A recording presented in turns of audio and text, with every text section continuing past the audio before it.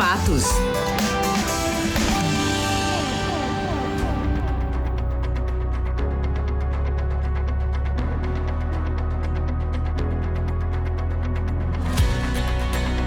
Chegamos! Que isso? Chegamos. Estamos já junto com você. Um abraço, muito obrigado aos nossos amigos que acompanham também as imagens do programa. Não estamos neste instante com as imagens, mas estaremos em algum instante, você vai estar vendo aí. Então, um abraço para você. Muito obrigado pela conexão, por participar aqui do nosso programa Além dos Fatos. Isso, comentando sempre, deixando aqui a sua pergunta. Esse espaço é seu. E quem coordena tudo isso? Larissa Oliveira. Oi, Veri. Hello, Lari. Hello! Começando a semana. Verdade. Com um assunto bom. Verdade. Hoje assim, para nós que estamos aqui ao vivo, 8 de julho, só o comecinho da semana, segundo dia desta semana, e nós estamos juntinhos, primeiro do Além dos Fatos, né? O nosso marco inicial no programa, numa semana, é sempre na segunda-feira. Então, nosso abraço para você que nos acompanha nesse instante. Lembrando, você pode participar com a gente sempre, viu? Manda recado no WhatsApp, já a Larissa fala tudo isso. Deixa o seu comentário aqui com a gente. Você pode nos ouvir aí através do aplicativo da Rádio Novo Tempo também, tá? Rádio Novo Tempo no aplicativo gratuito que você adquire aí na sua loja, né? Na Apple Store ou no Google Play, enfim. Site. No site. Temos o site também. novotempo.com/rádio, tá? Tem gente que acompanha a gente. Ontem mesmo eu conversei com alguém que estava ouvindo pela antena parabólica digital. Então um abraço para você também que nos acompanha assim, tá bom? Muito obrigado pela companhia e pode participar. Temos conversa boa, Larissa? Temos conversa boa, convidado que o pessoal já conhece aqui de muito tempo. E sabe quando ele vem, tem a famosa... Como que é, velho? Quando é tema complicado. É bucha. A famosa bucha a gente joga na mão do pastor Robson Aleixo. O pastor já tá por aí? Tá, eu vi o som dele agora. Joga ele ali pra eu ver ele, por favor. Aqui, olha ele aí, ó. Eita, que agora ele tá dividindo a tela. Ora ele, ora eu, ora você. Mas é só ele falar que é ele. Oi, pastor Robson Aleixo. Olá, boa tarde, Vério. Boa tarde, Larissa. E boa tarde para os nossos amigos que estão aí nos acompanhando nesse momento tão bom. Que bom estar de volta. Bom é ter você de volta. Muito legal. E olha, Larissa já entregou aí, né? Do jeito que você gosta, com um assunto que, né, é polêmico, pode ser que tenha alguém que chegue e discorde, não compactue com essas ideias e tal. Deve participar com a gente também, pode chegar. É bem-vindo, pastor, quem tem pensamentos diferentes em relação ao tema de hoje, por exemplo. Sempre muito bem-vindos. Bom demais. Assim que eu gosto.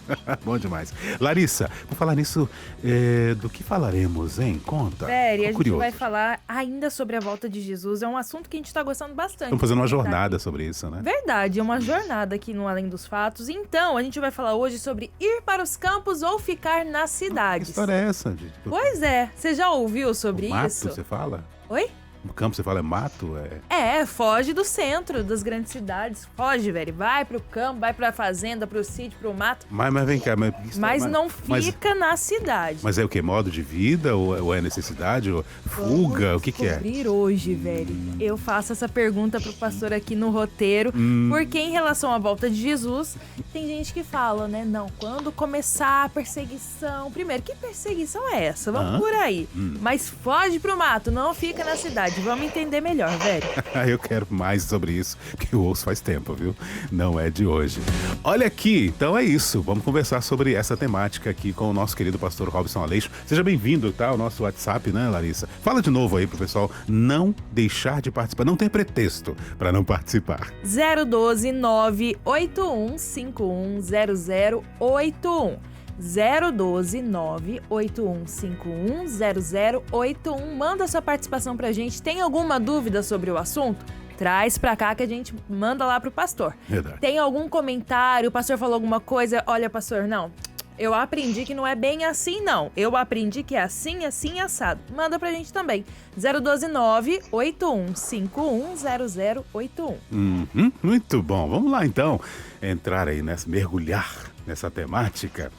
Porque a gente sabe, né? Se você estuda a palavra de Deus, a Bíblia Sagrada, né? E considera toda ela importante, toda ela inspirada e especial, e a segue, você deve saber que Jesus está perto de voltar, porque os sinais, né, mostram claramente que o tempo vai afunilando de fato.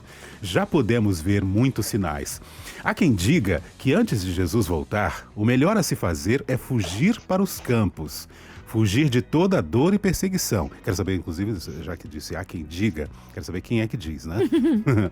Mas e quanto àqueles que ficaram nas cidades e precisam ouvir sobre Jesus? E aí, né? Se todo mundo fugir e quem ficar na cidade ainda não souber desse evangelho, por exemplo, num tempo como agora, não seria justo que alguém ficasse nos grandes centros e continuasse a pregar o evangelho? Pergunta boa, né, Larissa? Exatamente. Então vamos lá, Veri. Pastor, para quem ainda não te conhece, se apresenta aí pro pessoal, como podem te acompanhar também, porque não é só Além dos Fatos, é também TV Novo Tempo. Fala um pouquinho aí. Mais uma vez, eu digo que é uma alegria estar aqui, que é o meu momento de alegria e prazer estar nesse programa que já faz parte do meu carinho. Mas eu também apresento o programa Entre Família, todas as tardes da Novo Tempo, das 2h30 às 4h. A gente empresta você. E hoje, daqui a pouquinho, daqui às 10h30 da noite, tem um inédito do Fé para Hoje, que essa temporada tá demais. Já assinei a concessão, o documento cedendo você para fazer esse também. Ana Larissa, assinamos embaixo. Muito bom. Pastor, é um prazer saber que você está aí envolvido em tantas frentes, mas deixa seu espacinho também para estar conosco aqui e para a gente conversar, né? Ter essa conversa franca, aberta inclusive para a participação das pessoas que desejarem, sobre temas importantes. A gente brinca aqui, né? Fala que são buchas, né? Que são assuntos sérios que a gente tem que tratar, que não se deve fugir de assuntos importantes. Então nós não fazemos, nosso papel a gente cumpre e vamos conversar sobre isso, não é, Larissa? Exatamente, velho. Obrigado. Vamos seguindo por aqui, o pessoal já tá chegando pelo nosso WhatsApp, que é 012 981510081. A gente quer a sua participação porque o nosso programa é feito disso. Maria Rodrigues já tá passando por aqui. Boa tarde, Veríssimo. Boa tarde, Larissa. Boa tarde. Oh, muito obrigada. Ganhei um elogio. Ela falou que me viu no Feliz Sábado, Veri. Olha que bacana. Te viu? Eu passei no Feliz Sábado um tempo atrás. Muito legal. Então vamos lá, um abraço pra Maria Rodrigues. Pastor, vamos começar primeiro tentando entender se realmente Jesus está tão próximo assim de voltar quanto a gente imagina que tá. Porque tem gente que fala, uma vez eu ouvi, eu não vou me lembrar quem que falou, mas disse assim, olha, eu acredito que eu não vou ver Jesus voltar. Talvez minha filha também não veja, mas minha neta ou meu neto vai ver. Então tem gente que acha que tá ainda umas 2 gerações de distância. Tem um amigo meu que desde pequenininho ele era meu líder jovem quando eu era pré-adolescente. Ele sempre falou, eu tenho plena convicção de que eu vou ver Jesus voltar. A minha geração vai ver Jesus voltar. Que contraste, né? Exatamente. E aí, pastor, tem como a gente saber, pelo menos, mais ou menos, se Jesus está realmente tão pertinho assim de voltar ou ainda falta um tempo, né? Do nosso tempo, velho, 20 anos, 30 anos é muito, né? Pra Jesus é um estalinho. E aí, né? A gente nem quer. Então, assim, a gente imagina, nossa, Jesus vai demorar, então pra gente, né, é tudo isso. Ou não, Jesus tá pertinho, eu vou ver Jesus voltar. Tem como saber ou não? Impossível, pastor. Quando os discípulos fizeram essa pergunta para Jesus, Larissa, sobre a sua volta, quando seria, e uma indicação de tempo para que eles pudessem localizar, Jesus fez aquele sermão profético, o mais longo, em Mateus 24 e 25. Em Mateus 24 até o versículo 28, ele descreve uma tribulação. Ele descreve uma tribulação grande e incomparável. Essa tribulação para a gente é muito importante para a gente localizar. Se a gente está antes dela ou se a gente está depois dela. Porque se a gente estiver antes dela, a gente tem que esperar mais coisas ainda. Se a gente estiver depois dela, significa que a gente não tem muita coisa pela frente. E em capítulo 25, versículo 29, ele diz assim, ó, logo em seguida, A tribulação daqueles dias, o sol escurecerá, a lua não dará sua claridade, as estrelas cairão do firmamento e os poderes do céu serão abalados. Esses fenômenos que ele descreveu, eles são documentados na história por já terem acontecido e estão todos no passado. Por exemplo, quando a gente fala do sol e a lua, um fenômeno que já aconteceu e foi testemunhado no hemisfério norte, aconteceu no dia 19 de maio de 1780. Faz tempo. Essa expressão dele faz tempo. Quando a gente fala da queda das estrelas, que na verdade é uma queda de meteoros de maneira inconfundível, isso aconteceu no dia 13 de novembro de 1833. Quando a gente fala de um terremoto de grande proporção que faria com que tivesse um efeito no coração das pessoas, nós estamos falando do terremoto de Lisboa e foi em 1755. E aí, todos esses fenômenos do versículo 29, que é logo em seguida a tribulação, já estão no passado. E aí ele fala, e então aparecerá no céu o sinal do Filho do Homem, todos os povos da terra se lamentarão e verão o Filho do Homem vindo com as nuvens do céu, com poder e grande glória. Portanto, todos os sinais que indicariam o tempo em que ele estaria voltando, já indicam que ele volta neste tempo. Há mais duas coisas importantes. Quando a gente pega a profecia de Daniel, ele vê numa sequência, ora ele vê uma sequência de metais numa estátua, depois ele vê como símbolo uma sequência de animais. E aqueles animais que ele viu como sequência, que vão desde onde ele estava, o Império Babilônico, até um período posterior ao Império Romano, onde não haveria um império, a gente pode ver essa profecia toda se cumpriu. Todos os sinais de Daniel já estão no passado.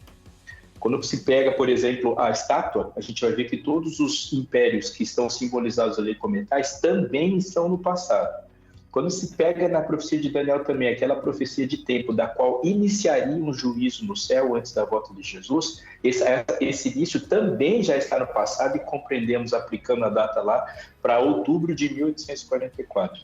O que eu quero dizer é, não há nenhuma profecia condicional, ou seja, ela necessariamente tem que acontecer para que Jesus volte e que esteja no futuro. Todas já estão no passado. Nós podemos esperar Jesus para a nossa geração? Biblicamente, podemos fazer isso com total segurança. Nós podemos marcar data? Biblicamente, não podemos marcar data com segurança. Mas podemos crer que não há nada que condicione mais a volta de Jesus. A volta de Jesus é sim, iminente. Aliás, de quem aguarda, né? E há tanto tempo, vendo toda a sequência de acontecimentos e tudo mais. Inclusive a queda das estrelas que é citada não é assim como de repente alguém podia imaginar como aqueles pontinhos lá do céu, mas corpos celestes caindo, né? Como foi essa grande chuva de meteoros que o pastor citou. E a maior de todas, né? Até aqui. Ô, Veri, mas aí o pastor falou, né, a maior chuva de meteoros que teve, o maior terremoto, mas a Dilza vem e pergunta, mas pastor, será que não pode ter um outro terremoto tão grande, maior do que esse, mais à frente? É a Dilza de Campo Grande e ela pergunta, como a gente pode saber se lá pra frente não vai ter outro? Porque esses fenômenos são os fenômenos citados por Jesus? Primeiro, porque Jesus localiza o fenômeno. Ele diz que é antes dele voltar e logo após a tribulação daqueles dias. Esse período de tribulação daqueles dias a gente pode perceber em Mateus, em Daniel, em Apocalipse, descrito com expressões sinônimas, que é um tempo, 2 tempos, metade do tempo, 1.260 dias ou 42 meses, tanto faz, é o mesmo período. E todos indicam um período de grande perseguição que começa no ano 438 depois de Cristo e vai até o ano 1798. Então, o ano de 1798 é o ano que termina. E estes fenômenos estão todos agrupados perto de 1798. Por quê? Esses fenômenos eles geraram um despertar religioso, porque eles indicam muito perto um do outro algo que Jesus falou. Então não é só um terremoto, mas foi um terremoto perto de que uma geração que viu a queda das estrelas, que viu o sol escurecer, que viu a luz se tornar em sangue, também viu os terremotos. Então, obviamente que a Terra pode tremer daqui para frente, pode se ter terremotos de grandes proporções. Mas esses estão agrupados dentro da data profética que ele indicou que aquilo aconteceria também. Perfeito. E nada será tão estrondoso, né, tipo um terremoto ou qualquer outro tipo de acontecimento, que destrua, né, o planeta, né, pastor? Exatamente. Esse planeta não está sob o poder soberano de nenhuma força, de nenhuma personalidade que não seja Deus. Uhum. O planeta é de Deus. Deus é o dono absoluto de tudo que existe e o seu povo está nesse planeta.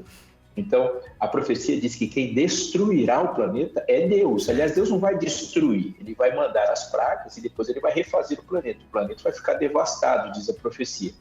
Mas ele diz que nenhuma força aqui tem poder para destruir o planeta que é dele. Uhum. O planeta foi maculado pelo pecado, mas o planeta não mudou de dono. Perfeito. Bom, agora sobre essa questão de ser perseguidos, né? Porque a fuga, né? A fuga se dará. Ore para que a sua fuga não se dê. Entrando no título de hoje, né, velho? Né? Enfim, essa questão da fuga que a gente quer saber, de perseguição, né? Qual que evidência nós temos disso, né? Isso é real? Isso vai acontecer de fato? Serão perseguidos aqueles que de alguma forma se contrafazerem a outra força, ou alguma força? Ou isso é só figura de linguagem, é só uma questão figurada, pastor? Esse é que é o ponto. Né? Você fez 50 perguntas. Então eu vou responder a que eu quiser. Não! Veja, olha só. Uma coisa importante a gente esclarecer. Em Mateus 24, os discípulos fizeram igual o velho. Eles fizeram 3 perguntas em uma. Vamos fazer que nem os discípulos. Eles dizem assim, mestre, nos diga quando acontecerá essas coisas, que sinal haverá da tua vinda e da consumação dos séculos. Só que essas coisas que eles estão perguntando estão relacionadas à destruição de Jerusalém. Sim. Eles estão achando que a destruição do mundo e a destruição de Jerusalém é o mesmo evento. Uhum. E não é. Então Jesus responde as duas coisas. E a gente tem que saber que Jesus está respondendo as duas coisas. Porque a destruição de Jerusalém aconteceu para aquela geração. E ele deu sinais. Então, quando ele fala da destruição de Jerusalém, ele começa dizendo, em Mateus 24, sobre essa destruição de Jerusalém, ele dá um sinal, olha, o verso 15. Quando virdes o abominável da desolação, de que falou o profeta Daniel, no lugar santo, ele entenda, então os que estiverem na Judéia fujam para os montes. Esse abominável da desolação é a presença de gentios, um exército romano dentro do templo. Isso Sim. aconteceu na geração deles. Aí o que se aplica posteriormente é para esse evento, que já está muito no passado em relação a gente. Quem estiver no eirado não desça para casa para pegar alguma coisa, quem estiver no campo não volte para buscar capa, ai das que estiverem grávidas e amamentarem naqueles dias. Tudo isso é da destruição de Jerusalém. Sim. E realmente as que estiverem grávidas, as que estavam grávidas sofreram horrores, porque é uma fuga correndo, é cada um por si. E ele diz, orai para que a vossa fuga não se dê nem no inverno nem no sábado. Que obviamente imagina as dificuldades disso para um povo. E a gente está falando dessa fuga de Jerusalém. Sim. Não é uma fuga da Judéia toda, não é a fuga do reino de Israel todo, é uma fuga de Jerusalém. Então até sair do país, o pessoal vai encontrar guardadores de estado. Então, duas coisas revelam esse texto. Primeiro, essa fuga no inverno e no sábado é para o ano 70. Sim. Mas também, considerando que Jesus morreu no ano 34, ele estava prevendo e estava dizendo que no ano 70, ou seja, quase 40 anos depois da sua ressurreição, o sábado ainda estaria sendo guardado. Porque muita gente ainda diz que o sábado, Jesus ao ressuscitar aboliu o sábado, mas ele falou para orar para a fuga não cair no sábado, e nós estamos falando de quase 4 décadas depois. Depois, né? Exatamente. E aí esse evento se dá, dessa fuga dessa cidade, no ano 70. E era muito natural, pastor, era muito natural que eles pensassem, que fizessem essa ligeira confusão aí, né? Por causa do tempo que eles estavam vivendo também, né? E as informações que tinham a respeito disso. Exatamente. E aí, velho, a gente tem que associar uma outra coisa. Sim. Tem esse texto para que se fugisse de Jerusalém por causa de um evento que é Roma que chegou. Então, aqueles que acreditaram na profecia de Jesus e quando viram Jerusalém cercada e fugiram, esses salvaram sua vida. Claro. Quem não acreditou em Jesus e permaneceu em Jerusalém foi trucidado. E a profecia se cumpre. Mas nesse mesmo evangelho de Mateus, quando Jesus ascende ao céu, antes de ascender, ele dá uma missão para a sua igreja. E o texto é muito conhecido. Ele disse, portanto, capítulo 28, Toda autoridade me foi dada no céu e na terra, e no verso 19 ele fala: ide, portanto, fazer discípulos de todas as nações, batizando-os em nome do Pai, do Filho e do Espírito Santo. Ou seja, essa saída de Jerusalém, ela é também em relação à missão. Então, não é só sair de Jerusalém por causa da invasão romana, mas ele fala: saia e se espalhe pregando o evangelho. E aí, em Atos, também tem um texto muito conhecido, que ele fala que o evangelho é ser pregado em Jerusalém, e a gente vê uma escala geográfica de expansão: Judeia, Samaria e os confins da terra. Uhum. Então, Jerusalém é uma grande cidade da qual, inevitavelmente, os cristãos iriam sair para a missão de levar o evangelho ao mundo. Mas isso também significa que eles chegariam para morar em outras grandes cidades para levar o evangelho ao mundo. Cidades grandes, longe de Jerusalém. Certo. Muito Não sei bem. se eu respondi alguma pergunta que você fez, mas eu Sim. respondi alguma coisa. Sim. Deu o primeiro vislumbre de perseguição, não é? Daí eu Daqui a pouco tem um outro. Então, vamos trazer esse agora, velho. Vamos. Porque a gente escuta muito falar, pastor, sobre que no final dos tempos os filhos de Deus vão sofrer uma perseguição. E a gente queria entender melhor que perseguição seria essa que os salvos vão sofrer pouco antes de Jesus voltar. Essa perseguição que a gente quer saber agora. Então vamos lá, eu vou falar de 3 perseguições que são muito importantes que a gente entenda. Ok. Primeiro, Jesus disse que aquele que segui-lo irá ser perseguido a despeito do tempo.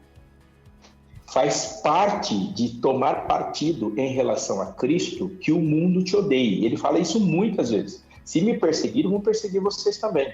Se me odiarem, vão odiar vocês também, porque nós estamos do lado de lá do conflito.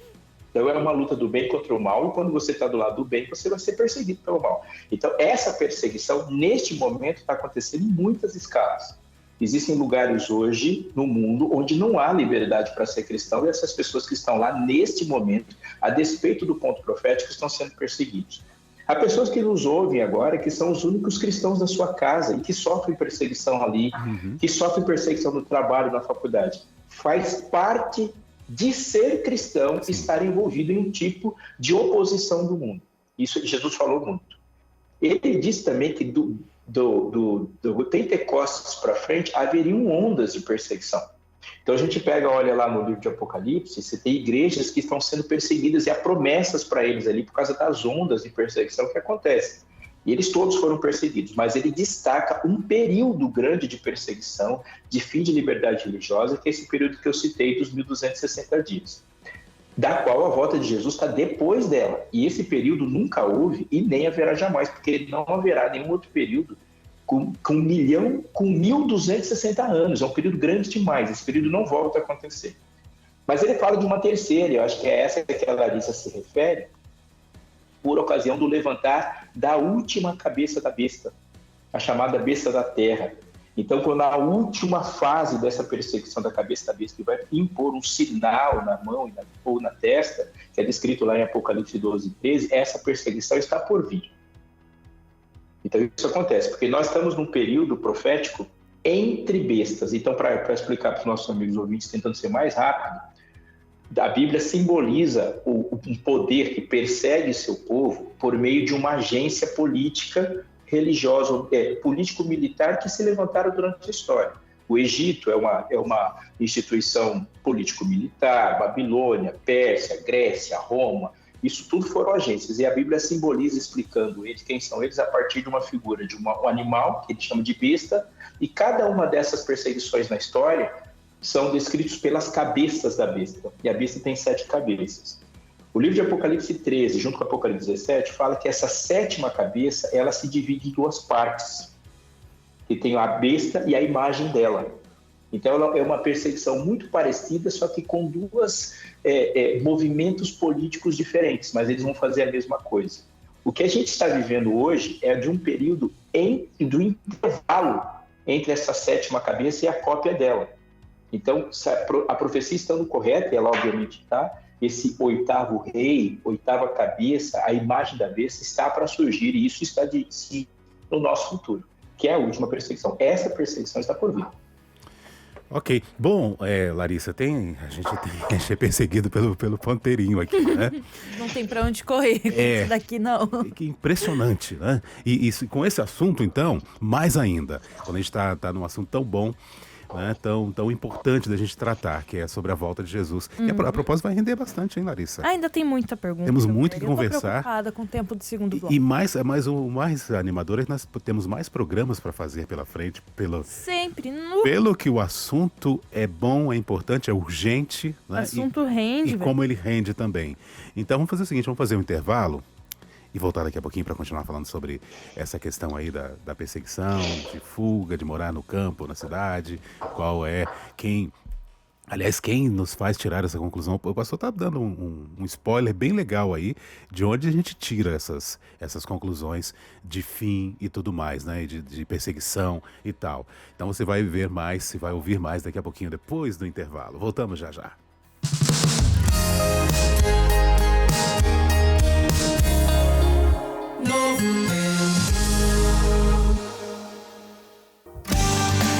Além dos fatos.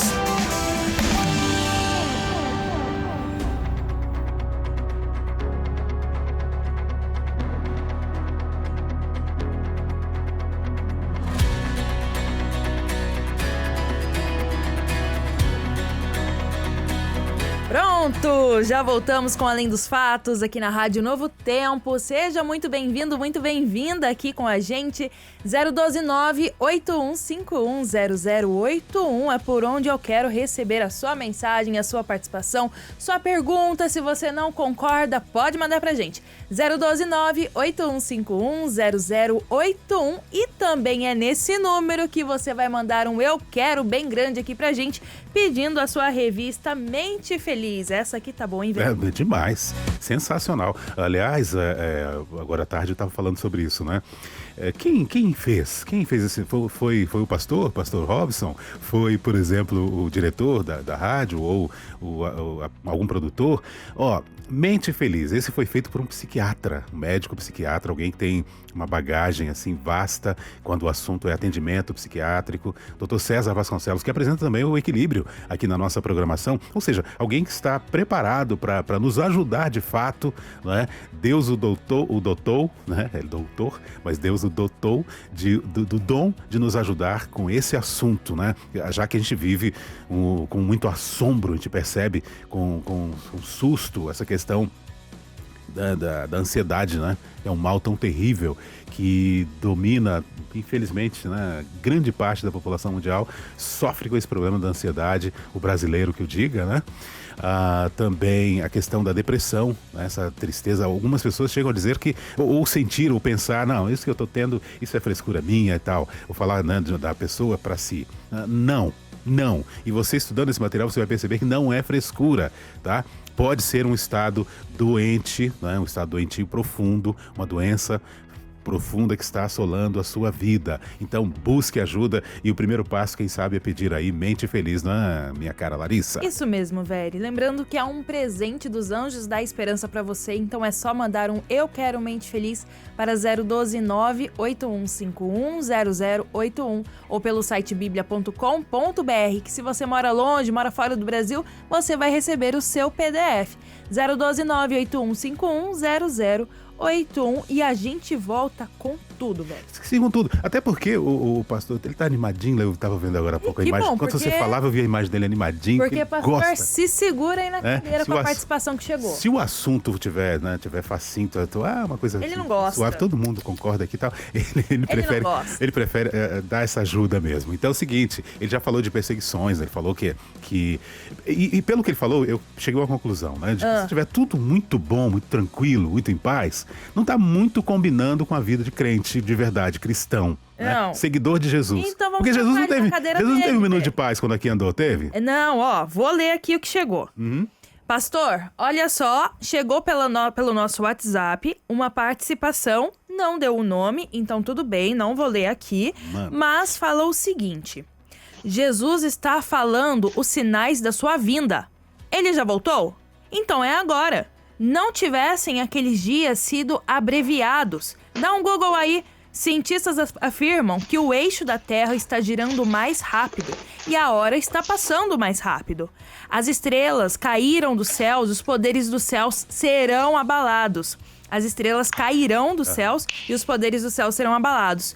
O sol escurecerá. Bomba nuclear. Depois disso tudo, então Jesus volta. Isso que dá seguir Ellen White. E aí, pastor?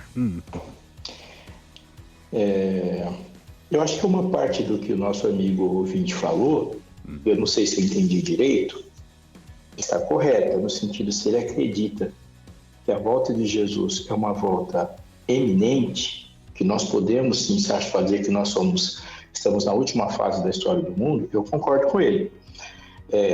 Quando você pega as divisões de tempo da Bíblia, por exemplo, quando a Bíblia usa a expressão últimos dias, ela fala do Evangelho de Jesus para frente.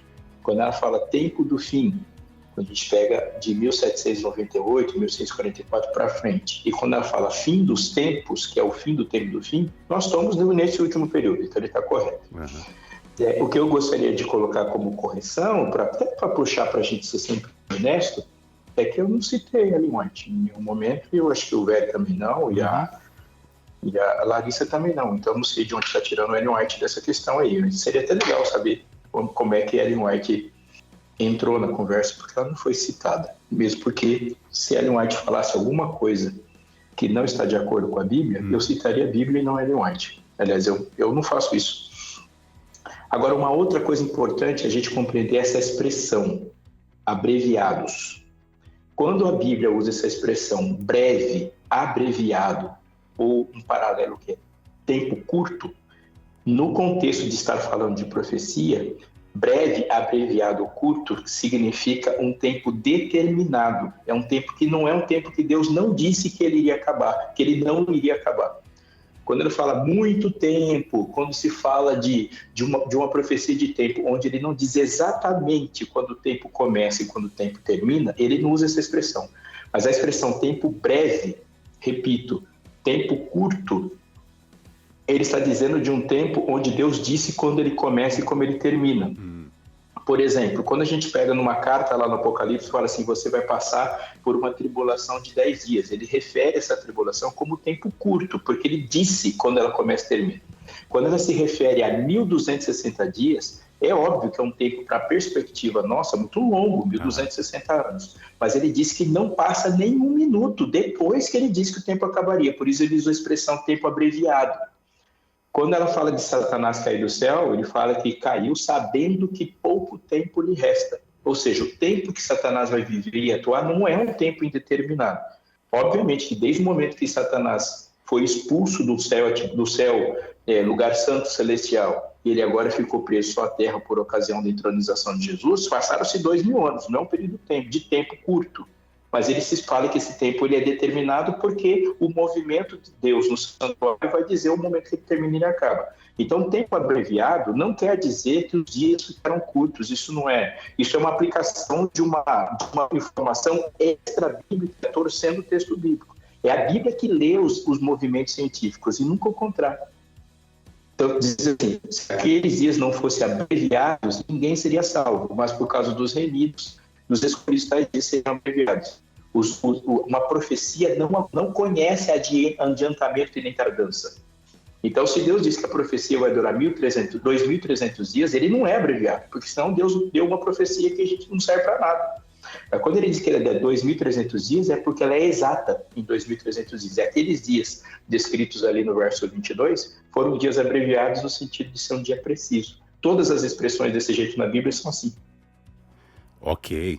E muito interessante, né? Isso aí, a questão por exemplo, dos 1.260 anos, tempo que ninguém viveu na sua completamente, né? E os tempos curtos, normalmente foram tempos em que alguém viveu todo aquele tempo, né? Todo aquele período e passou por tudo que, enfim, que foi designado para aquele tempo. Muito interessante.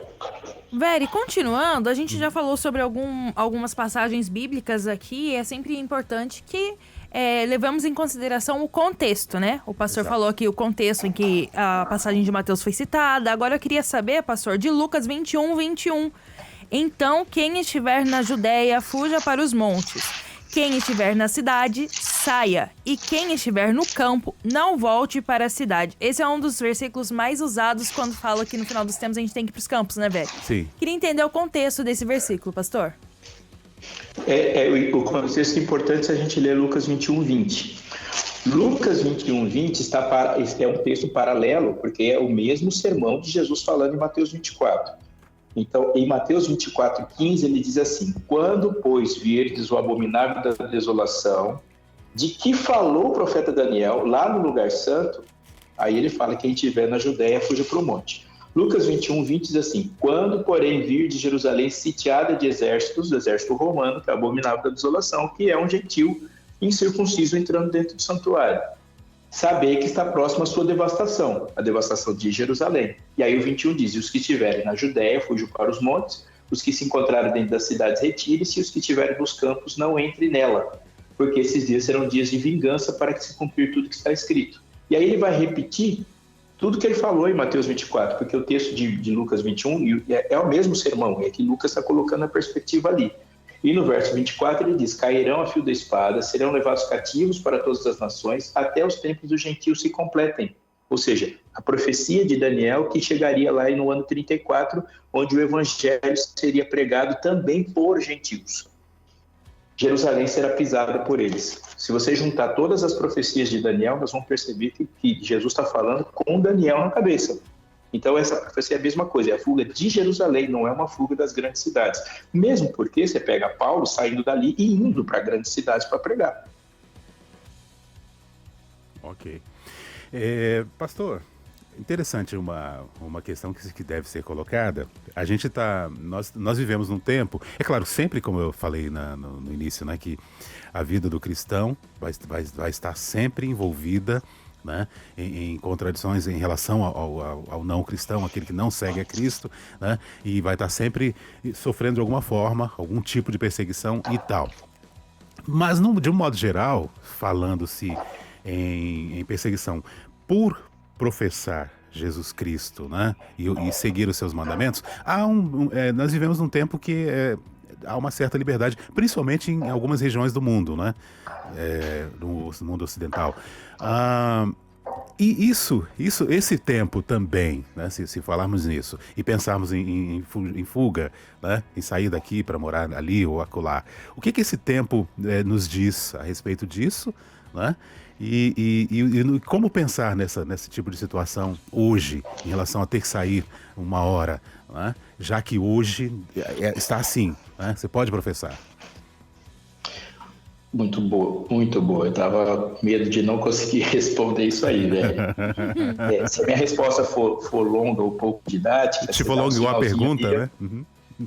Eu vou tentar responder de maneira mais didática e sintética, mas se eu me demorar muito, dá um sinal que eu reparto a resposta. Obrigado. A gente vai perceber na Bíblia toda que uma grande concentração de pessoas, ela nunca foi iniciativa de Deus e do seu povo. Então, a gente vê quando os homens se dividem em dois grandes grupos, os descendentes de Sete, lá no livro de Gênesis, e os descendentes de Caim, que os descendentes de Caim começam pelo fato de não estarem vinculados ao campo, vinculados à terra, porque a terra, eles receberam uma maldição que a terra não daria fruto a eles. Então eles começam a ser os grandes inventores e as primeiras grandes cidades foram fundadas por esses descendentes, Caim e seus filhos. E a lógica maldosa e pecaminosa deles é aplicada na construção e na organização política dessas cidades. Então você não vê o povo de Deus fazendo cidades, o povo de Deus faz famílias, em grupos pequenos familiares, onde há seus sacerdotes e tem aquela orientação espiritual da liderança familiar. Certo. Agora os descendentes de Caim vão fazendo conglomerados políticos. Acontece o dilúvio.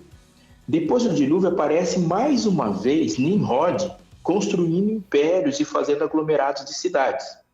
Ao mesmo tempo que eles vão fazendo essas grandes cidades, enquanto a ordem para o povo de Deus é o contrário. Deus diz para Abraão, sai. E Abraão sai. E aí eles vão saindo dessas... O povo de Deus sai e ele migra. E ele é um povo migrante até tomar posse de Canaã. E quando chega em Canaã, ele vai encontrar essas grandes cidades, como Jericó e outras, que são organizadas pela lógica cananita, obviamente não é do povo de Deus. Então, o que a gente entende? O povo de Deus, ele teve, por orientação divina, um tipo de atividade que o deixasse sensível à voz divina. Uma atividade voltada e vinculada à natureza é, por todas as coisas que a Bíblia nos diz, uma forma de a gente compreender Deus com mais facilidade. Sim. Deus fala por meio da natureza. O contato com a natureza, os céus proclamam a glória de Deus, o firmamento anuncia a obra das suas mãos, Salmo 19 fala dessa relação com a natureza. Olha a maneira como Jesus usava exemplos da natureza para explicar as grandes realidades do Evangelho. Então, quando a gente fica numa grande cidade e passa o tempo todo vendo e contemplando as coisas que os homens fazem, a gente tem um pouco mais de dificuldade de perceber as coisas que Deus fez e louvá-lo. Então, não há um projeto de Deus em grandes cidades. Esse projeto é sempre egípcio, é um projeto babilônico, é um projeto persa. O projeto divino não é. Tanto é que Jerusalém não é uma grande cidade, não é importante por causa da quantidade de gente que mora em Jerusalém. Jerusalém só tem uma importância, o templo. Sem templo, ela não tem importância nenhuma. Então, isso é uma coisa muito importante. Isso significa que o povo de Deus, se a gente olhar todo o contexto da Bíblia, ele deve procurar uma relação maior com a natureza? Deve sim. Ele deve procurar autonomia. Por exemplo, você tem um local para você conseguir autonomamente produzir suas coisas. Autonomamente você ter relação com a terra. Autonomamente você ter um mínimo de condição econômica de você plantar, colher, criar filhos de uma maneira mais independente. Quem cria filhos em grandes cidades sabe que você escolhe uma parte e o sistema metropolitano escolhe outra. Sim. Se eu for, por exemplo, para um supermercado hoje, eu posso ter um regime de saúde baseado todo na Bíblia. Mas uma parte das escolhas foram feitas pelo mercado, que vai me dar uma uva que pode ser conservada, vai me dar uma fruta que possibilita transporte, porque para a gente é alimento, para o dono do supermercado é mercadoria, e a lógica é mercadológica. Ou seja, numa cidade você não escolhe tudo. No campo você tem uma escolha muito maior. Eu creio que a saída das cidades e procurar uma autonomia no campo, uma condição melhor para você ter um controle de educação e uma vida menos estressante, é obviamente melhor. Certo. Mas isso deve ser colocado de uma outra perspectiva. O alvo de onde o evangelho deve partir para alcançar um coração está nas grandes cidades. O mundo não é mais rural. A maior parte das pessoas para quem nós estamos pregando, elas estão morando nas cidades. Então, se todos os cristãos saírem das cidades para buscar um bem-estar, quem prega o evangelho? Para as grandes concentrações, né? As grandes concentrações. Se as pessoas estão lá, você pega, por exemplo, aqui no nosso estado, o estado de São Paulo, olha quantas pessoas estão concentradas em São Paulo. Pastor, desculpa te cortar, mas eu faço isso por conta do tempo. Eu tenho uma pergunta enquanto você fala. Então, essa de ir e continuar pregando nas cidades e tudo mais, a perseguição que faria com que a gente fosse para os campos, saísse das cidades, ela aconteceria, então, ela vai acontecer antes da porta da graça se fechar? Porque depois que a porta se fechar, não tem mais sentido continuar pregando, certo ou errado?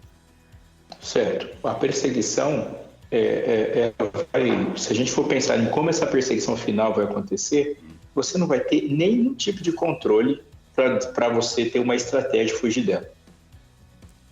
E é até perigoso a gente pensar que a nossa estratégia nos livra de uma perseguição. Certo. Quando essa perseguição acontecer, é Deus e nada. Deus vai te proteger. Se você ler o Salmo 91, que se fala de um contexto de perseguição, é as asas do Senhor que fazem isso. A gente não tem nenhuma condição. E achar que Satanás não vai te achar no campo. Então, é Deus que nos protege. Então, quando essa perseguição acontece no final, ela acontece como reação à expressão do Evangelho que vai ser poderosamente executado por ocasião do derramamento do Espírito Santo. Então, o Espírito Santo é derramado e o povo de Deus ele aparece de maneira inconfundível. E isso provoca uma perseguição maior ainda, que, por sua vez, provoca um espalhamento, uma expansão do Evangelho mais ainda, porque conforme o povo vai sendo perseguido, ele vai indo para outros lugares e pregando em outros lugares, inclusive. Ou seja, todo movimento contra o povo de Deus, fazendo que Deus vitorioso em cada passo. Uau. E aí o que você disse sobre pregar o evangelho pós-fechamento da porta da graça é real, não há mais fechamento. Depois que a porta da graça fecha, caem as pragas. Aí ela torna tudo impossível. Sobre a grande tribulação, pastor, a gente tem cerca de 4 minutos, né, Veri? Isso é uma coisa que assusta muita gente. Inclusive, eu já fiquei aterrorizada por muito tempo em relação a isso. Então, pastor, eu sei que é cruel. Mas eu vou te dar 4 minutinhos pra falar. Essa grande tribulação, todo mundo vai passar por ela? Eu tenho medo do que vai ser isso, de como vai ser. Conforta meu coração, pastor, explica pra gente. Vamos lá. Tem uma tribulação grande, descrita em Mateus 24 e 29, que ela é grande por uma extensão de tempo grande. Existe uma tribulação antes do final da história, que ela é intensa, mas ela tem uma coisa diferente também das tribulações, porque nesse momento não é só o povo de Deus que vai estar atribulado, porque o povo de Deus vai estar sendo perseguido e pregando. Mas quem não é o povo de Deus vai temer o bramido do mar e das ondas e da ira do cordeiro. Então há uma angústia do mundo todo. Mas, nesse sentido, a gente não vai compartilhar da angústia de estar perdido. E essa angústia é incomparável. Então, o que é necessário que a gente olhe para a Bíblia e veja como ela é, porque, assim, às vezes muita gente olha e foca nessas tribulações e tal, e a gente faz uma leitura muito medrosa do Evangelho, como se o Evangelho não fosse poderoso, se ele não fosse vitorioso. Não há, pensa comigo, não há necessidade de você ficar cheio do Espírito para sair correndo. O ser cheio do Espírito nos dá condicionamento cardiopulmonar e musculatura para correr. O derramamento do Espírito nos dá poder para avançar. Então, quem está com medo no final da história é o perdido, é o rebelde, é Satanás e seus anjos, é a besta e o falso profeta que se associou a elas. Agora, quando o Espírito Santo está conosco, ele cumpre a promessa. Eis que estou convosco todos os dias, até a consumação dos séculos. O Salmo 91 é importante para a gente entender isso. 1000 cairão ao teu lado, 10.000 à tua direita, mas tu não serás atingido. Somente com seus olhos olharás e verás o castigo do ímpio. Nós vamos avançar contra o mundo para a última mensagem e ele sai vencendo, diz o texto do Apocalipse, o Evangelho, ele sai vencendo e para vencer. E aí ele fala, e Deus não nos deu um espírito de medo. Deus não nos deu espírito de medo. E o verdadeiro amor lança fora todo medo. Não há medo enquanto Deus está te blindando. Vai ser o momento mais bonito da história para quem está com ele. Sem medo. A gente só tem um temor no final. Nós temos o temor do Senhor, e o temor do Senhor não é apavorante. A gente só receia não ser encontrado junto com ele, e até esse receio, ele fica constantemente dizendo no nosso ouvido, estou com você, estou com você. Que interessante essas duas palavras, né? O temor do Senhor, e o temor do Senhor lança fora o medo, né? Apesar de alguém pensar que é a mesma coisa, não. Não combinam as duas coisas. É o medo de não ser encontrado com ele. E hoje, qualquer pessoa que ama Jesus tem esse medo. Eu não tenho medo de Jesus, eu tenho medo de viver sem ele. Isso é o temor. Não é o medo de estar perto, é o medo de estar longe.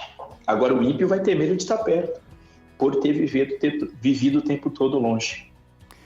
Agora, pastor, não dá para tempo dá para nada mais não, né, na verdade. Mas também não dá para a gente pensar em enfrentar tudo isso, como o pastor falou aí, se o que estivermos buscando agora não combinar com o que nós teremos nesse tempo, né? Como estaremos alimentados nesse período. Hoje é muito importante. A gente não procura fortalezas em momentos de paz, mas são nos momentos de paz que nós construímos as fortalezas. Então, o convívio com o Senhor hoje é a construção da nossa segurança. Sim. Porque eu não posso confiar minha vida toda e não vou conseguir confiar minha vida toda sem nenhuma insegurança a alguém que eu não convivo hoje. Em todos os momentos de temor e de insegurança, nós confiamos naquilo que estamos acostumados a fazer. Se você está dirigindo numa cidade, está andando num caminho desconhecido e de repente o GPS para, a gente volta e faz o caminho que sempre fez. É assim real. Quando o Pedro ficou com medo, temeroso, ele foi para o barco. Ou seja, ele foi fazer o que ele está acostumado. Até que Deus falou assim, seja seguro comigo, e tirou ele do barco pela última vez. Okay. Larissa, é isso, né? Velho, eu não vou ser cruel com o pastor. Não. Até porque não dá tempo mais, tem mais questões, Tem muito assunto. Tem mais programa. Tem, mas vamos deixar para as próximas semanas. Próximas semanas, gostei. Vamos segurar aí o assunto. Pastor, muito obrigada mais uma vez. Eu que agradeço, é muito bom sempre estar com vocês. E olha, eu queria deixar aqui minha gratidão especial, minha alegria especial por estarmos falando tanto desse assunto. É tão importante de esclarecer. A Novo Tempo é o canal da esperança. A gente vai perguntar a esperança de quê? A esperança desse mundo que vai chegar, da qual nós fazemos parte. Nós somos embaixadores do futuro. Isso é muito importante. Eu convido você que está me ouvindo aí, não perca nenhuma oportunidade de saber mais sobre isso. Hoje você teve a revista Mente Feliz sendo oferecida, e se você não tem ainda, para de moscar e pede essa revista. Boa. Mas nós temos outras que falam desse assunto de maneira maravilhosa. A gente tem muitos bons materiais. Se você não sabe quais são eles, entre lá no site da Escola Bíblica. Verdade. E você vai perceber isso aí. Você escolhe, pede e chega para você. Isso é muito bom. Estude mesmo. Dedique tempo, porque é sempre bom. Obrigado, pastor! E a gente continua, né, com esse tema, essas temáticas, preparando essa geração para aguardar Jesus agora. Sempre. Né? Very, bem rapidinho, se você tem alguma sugestão de tema pra gente falar aqui no Além dos Fatos, 012-981510081. Fica aqui com a gente, Josiel Matos e as 10 mais. A gente volta amanhã. Tchau.